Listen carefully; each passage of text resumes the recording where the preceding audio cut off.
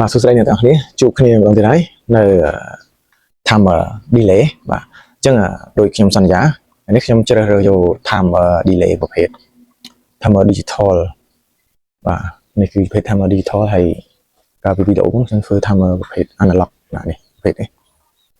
ហើយ timer digital គឺវាមានលេខឲ្យយើងមើលពេលដែលវាដំណើរការបាទអញ្ចឹងថ្ងៃនេះខ្ញុំបង្ហាញ digital បាទចំពោះគោលការណ៍ដំណើរការគឺវាដូចតែគ្នាទេបាទយើងត pha នើតចូលមកបាទនេះពណ៌រឿងនេះគឺខ្ញុំតំណាងឲ្យ pha ឲ្យនើតហើយសម្រាប់ពណ៌សនេះគឺខ្ញុំតំណាងឲ្យខ្សែ pha បាទអញ្ចឹងការចាំជើងដូចតែមុនទេបាទអានេះខាងណា pha ខាងណានើតក៏បានដែរលេខ2លេខ7នេះគៀងសងខាងនេះបាទអញ្ចឹងជើង delay របស់វាយើងមើលទៅត្រង់ចេះជើង NC នេះយើងមើលជើងមកត្រង់ចេះជើង NC បាទហើយមកខាងស្ដាំនេះជើង NO ទៅខាងឆ្វេងនេះជើង NO បាទអញ្ចឹងរបៀបនៃការភ្ជាប់គឺដូចតែគ្នាទេអញ្ចឹងបើសិនអ្នកទាំងអស់គ្នាចង់ឲ្យអំពូលពណ៌ក្រហមនេះភ្លឺមុនបាទអញ្ចឹងយើងតចូលជើង NC អញ្ចឹងដើម្បីតចូលជើង NC បានយើងគ្រាន់តែប៉ុងនេះមកបាទអញ្ចឹងអ្នកទាំងអស់គ្នាប៉ុងពី pha នេះមកបាទអញ្ចឹងយើងមិនបាច់យកពី D center ទេយើងយកពីជើងនេះមកបាទប៉ុងរួមគ្នាជាមួយជើង bobin មកហើយអ្នកទាំងអស់គ្នាចូលជើងលេខ8នេះមកបាទចំពោះប្រភេទ timer ប្រភេទនេះគឺនេះអ្នកទាំងអស់គ្នាឃើញបាទនេះវា timer នេះអ្នកនរគ្នាឃើញជើងរបស់វាមានសងខាងវាអត់ដូចនេះទេអានេះវាមាន relay មួយមាន timer មួយអញ្ចឹងចំណែកមួយនេះគឺវាមាន timer relay ទាំងពីរ timer delay ទាំងពីរបាទអញ្ចឹងយើងចូលមួយណាក៏បានដែរប្រហែលតែខ្ញុំចូលលេខ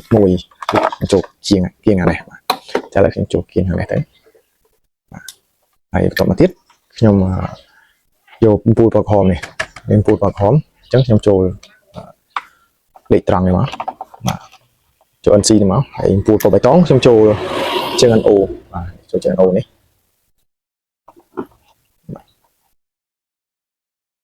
ជើង NO អ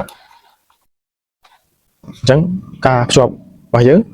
គឺយើងភ្ជាប់តែនើតមួយទៀតមកគឺរួចរាល់ហើយបាទនើតភ្ជាប់មកចូលពូលនើតរបស់ពូលនេះភ្ជាប់ direct ភ្ជាប់នើតរបស់ពូលមករួចជាការស្រេចអញ្ចឹងនៅក្នុងនេះខ្ញុំសិតឲ្យ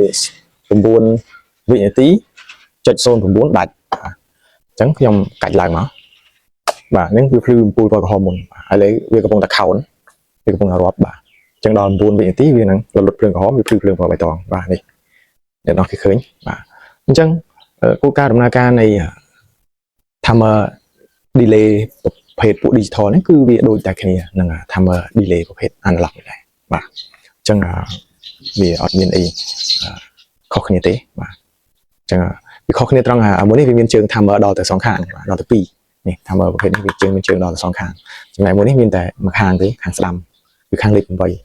ពេលយើងមកបន្តវិញគឺវាខាងលេខ8វានៅខាងនេះវិញនៅខាងឆ្វេងនេះវិញបាទអញ្ចឹងសង្ឃឹមថាអ្នកទាំងអស់គ្នានឹងយល់បាទពីប្រភេទ timer delay បាទអញ្ចឹងជាចុងក្រោយ